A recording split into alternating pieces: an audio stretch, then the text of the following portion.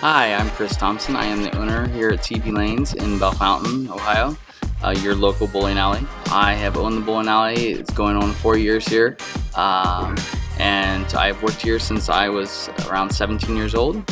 Been 20 some years, did all kinds of jobs, and I get to have the best job of anybody. At TP Lanes, we offer all kinds of things. We have adult leagues that bowl Sunday through Thursday. We have youth leagues on Saturday mornings, and you can start as early as around 5 years old. And we even offer bumper leagues for the youth leagues, to where if you're just beginning and you don't know what you're doing, the rails will come up and help keep you from throwing gutter balls.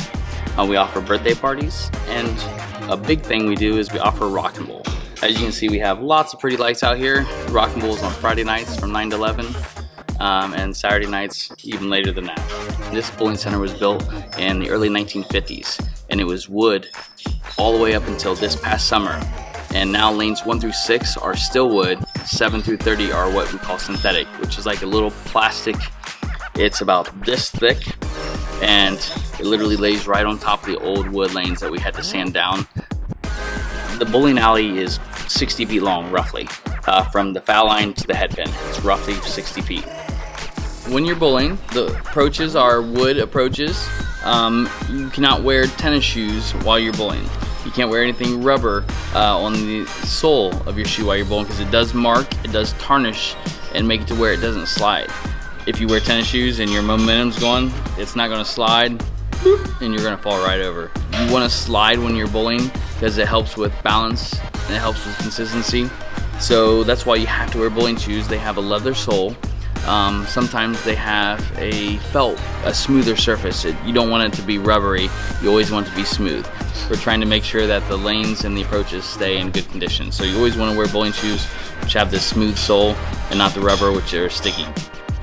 Alright, as Mrs. Harner is putting her hand in the ball, she puts her middle 2 fingers into the finger holes and her thumb in the thumb hole. The reason for that is these 2 fingers right here are for balance. So they help keep their guide fingers. So that's what helps guide your hand and helps keep everything even. If you use the wrong 2 fingers, it can actually make it to where you don't have any balance or any guide fingers, and makes it a lot more difficult to be consistent or accurate. With this being a conventional grip, which is just a standard grip, you put your fingers down to the second knuckle, and you always, no matter what, put your thumb all the way in. So no matter what grip you're using, you put your thumb all the way in the ball. Your thumb is just there to basically brace it, and that's why people can throw it without their thumb, because it's not actually there to guide anything, it's just there to help you hold on to it. But it's not for aiming purposes or anything, but that's why you put your thumb all the way in there, because it just helps for stability purposes. Mrs. Harner is getting ready to bowl, starting with step 1. Right here, this is called the approach. This is the area that goes up to the foul line. The foul line is the mark that separates the lane from the approach.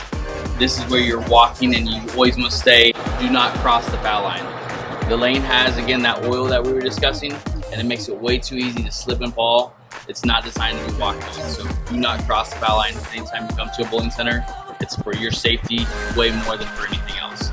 So, first things first, back here on the approach, where you stand, there are 7 dots. There's 2 rows of 7 dots. And these 7 dots each line up with those arrows. There's arrows right down here. The arrows are your points that you are going to aim at. The arrows are roughly about 17 feet away from the foul line. So this farthest left dot lines up with that farthest left arrow. The arrows are what you're actually going to aim at. It's much easier to hit something 17 feet away than it is to hit something 60 feet away.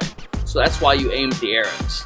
As she gets ready to throw, the most important piece of information I can give her is wherever her thumb is pointed is where the ball is going to go. So she wants to follow through and aim that thumb right at the second arrow, and the ball will go right towards the head pin. What happens if I go like this? If you twist your hand over like this and you pull it to the left, your thumb is pointed to the left, which means the ball is going to go left. If you happen to open your hand up and you follow through like this, your thumb's pointed to the right, which means the ball is going to go to the right. That's why it's so important to make sure you follow all the way through and your thumb's pointed and you throw it right over your shoulder. So keep it nice and straight.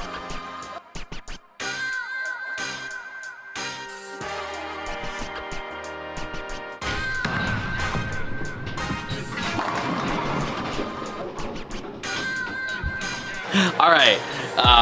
We've now discussed what you do with your hand as you're bowling.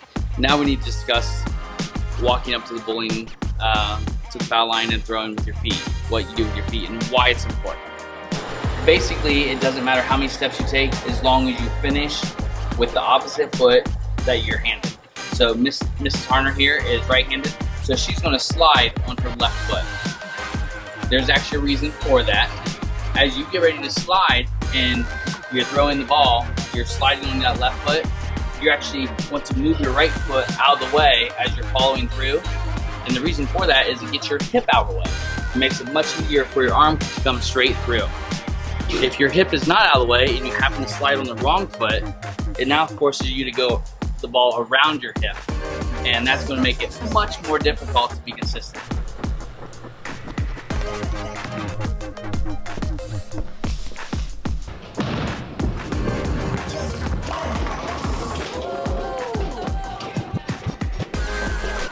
We're behind the lanes now. Back here is where all the machines are. As the pins get hit, they get knocked backwards, and there's this big wheel back here that picks the things up. They have little teeth, the pins get stuck in the teeth. They pull it up, and they pull the pins right into the conveyor belt. And the conveyor belt moves around and drops the pins in place, and we call this the table. And then there's a little latch on one of the pins. After you throw, it fills all the pins up. The last pin gets in place. It clicks the little latch and tells this machine that all the pins are in place. So then when they need another rack, it just drops the pins right down on there. That's how it works. It's just a big cycle. It looks really cool, and it's pretty nifty. All right, so if you've had fun bowling and whatnot, you can come out and bowl league here at TB Lanes in Bellefontaine. We do have the youth leagues. We have sign-ups typically the Saturday after Labor Day, which is the second Saturday in September every year. They will start usually the last Saturday in September, and the season runs from the end of September until the middle of March. We also run summer leagues that run from the middle of May till the beginning of August. The great thing about summer leagues is that is where you can learn how to bowl. If you bowl in our summer leagues, we have Wednesday evening, Thursday evening, Friday morning.